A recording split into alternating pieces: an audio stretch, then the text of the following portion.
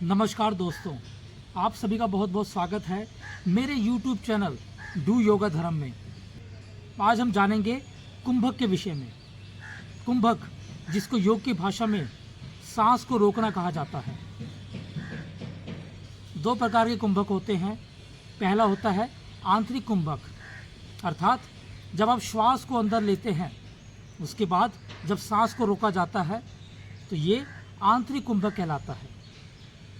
वहीं बाह्य कुंभक, जब आप श्वास को पूरी तरीके से बाहर छोड़ते हैं, उसके बाद जब आप सांस को रोकते हैं, तब वो बाह्य कुंभक कहलाता है। हमारे ऋषि मुनि जो सामान्य व्यक्ति से कहीं ज़्यादा जीते थे, वह उनके चेहरे पर एक विशेष तेज होता था। उसका जो बड़ा कारण था वो था कुंभक का प्रयोग करना। जी हाँ, वो अपनी साधना में हमेशा कुंभक का प्रयोग करते थे। इस वीडियो में हम जानेंगे अपने मस्तिष्क की तरफ, अर्थात दिमाग की तरफ ऑक्सीजन की सप्लाई को कैसे बढ़ाया जाए, और क्या वजह है कि कुंभक के दौरान ऑक्सीजन की सप्लाई आपके ब्रेन की तरफ ज़्यादा बढ़ती है, जिससे आपके ब्रेन की कार्य क्षमता बढ़ती है। देखिए, जो आपका दिमाग है वो शरीर का सबसे महत्वपूर्ण हिस्सा है। दिमाग आपके शरीर का बॉस है, तो आमदनी का सबसे बड़ा जो हिस्सा है वो हमेशा बॉस को जाता है, और उसके बाद वो सैलरी को सभी एम्प्लॉयज़ में धीरे धीरे बांटता है। लेकिन अगर बॉस ही बीमार पड़ जाए, अगर बॉस तक उस आमदनी का हिस्सा ना पहुंचे, तो बाकी जो अंग हैं उनका क्या होगा, क्या हर्ष होगा, क्या इफ़ेक्ट होगा, वो आप भली भांति समझ सकते हैं। आए दिन हम सुनते हैं एक फलाना व्यक्ति अटैक का शिकार हो गया, उसे ब्रेन हैमरेज हो गया। इसकी बड़ी वजह है दिमाग की तरफ ऑक्सीजन का रुक जाना। आपका ब्लड जो ऑक्सीजन के लेवल को ले जाता है, उसकी जो सप्लाई है वो दिमाग की तरफ रुक जाती है, और जिसका परिणाम ये होता है कि आपकी ब्रेन को जो ऑक्सीजन मिलनी चाहिए थी उसको वो नहीं मिलती, जिसके फलस्वरूप बाकी जो भी ऑर्गन्स हैं वहाँ तक ऑक्सीजन ना पहुँचने से हर अंग धीरे धीरे निष्क्रिय हो जाता है, बीमार हो जाता है।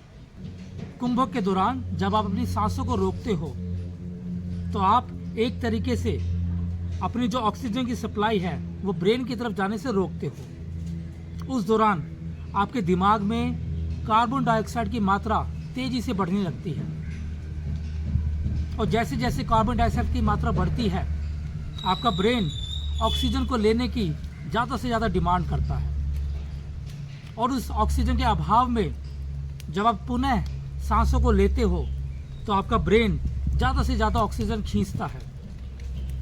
अर्थात ये कहा जाए, कुंभक के दौरान हम अपने ब्रेन को तैयार करते हैं ज़्यादा से ज़्यादा ऑक्सीजन लेने के लिए।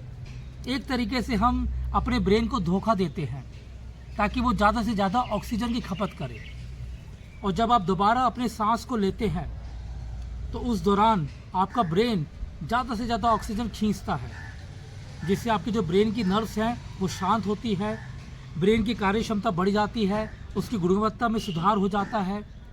आमतौर पर जब मनुष्य स्ट्रेस में होता है, डिप्रेशन में होता है, या आजकल की जो भागा दौड़ी में जब वो तनाव में होता है, तो उस दौरान आपके जो ब्रेन की कार्य क्षमता है वो घट जाती है, उसे प्रॉपर न्यूट्रिशन, ऑक्सीजन की मात्रा नहीं मिल पाती। आपका ब्लड जो ऑक्सीजन की मात्रा को कैरी करता है, वो स्ट्रेस के दौरान उस मात्रा को ब्रेन तक नहीं पहुंचा पाता। आगे प्रश्न ये उठता है, कुंभक के दौरान जब श्वास को रोका जाता है तो श्वास शरीर के किस हिस्से में रुकना चाहिए? बहुत से लोग अपने सांस को छाती में रोक लेते हैं, जो बिल्कुल गलत है।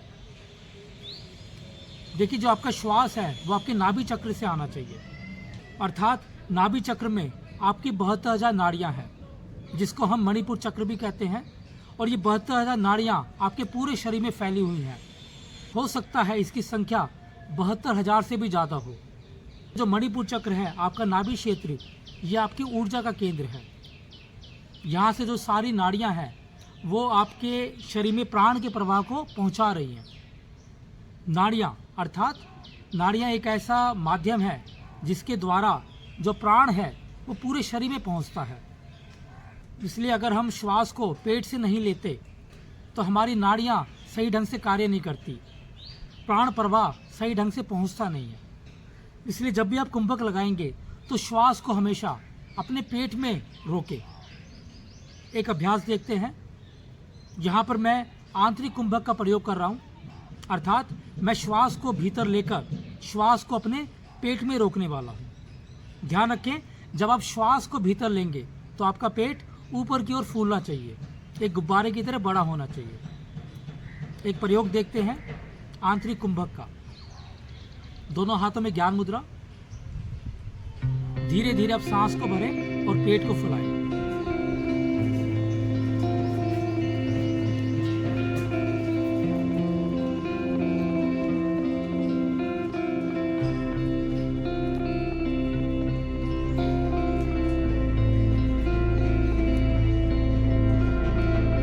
इस प्रयोग में हमने जो श्वास है वो अपने पेट में रोका, जो हमारा मणिपुर चक्र है।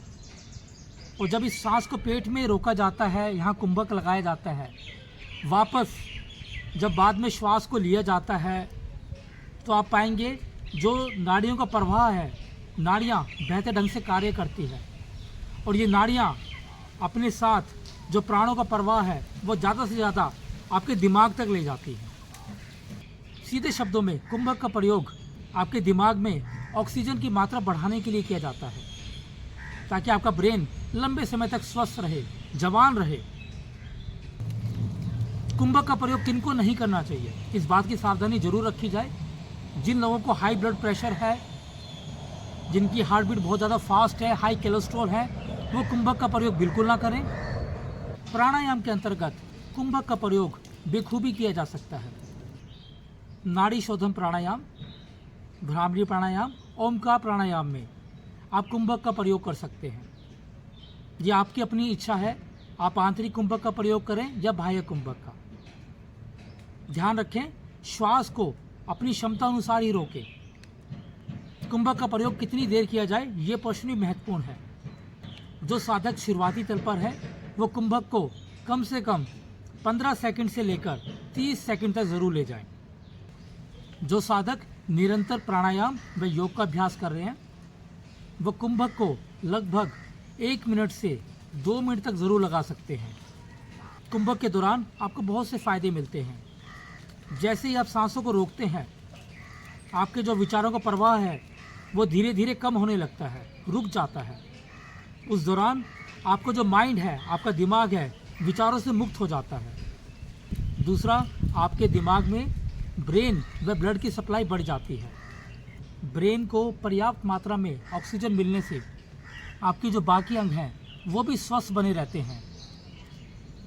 तो आज से ही इस कुंभक प्राणायाम का विशेष आपको प्रयोग करना है। आधुनिक युग में कुछ ऐसे योग पुरुष हैं जिन्होंने कुंभक का सही इस्तेमाल करके अपनी आयु को अपने हिसाब से कई गुना बढ़ा दिया।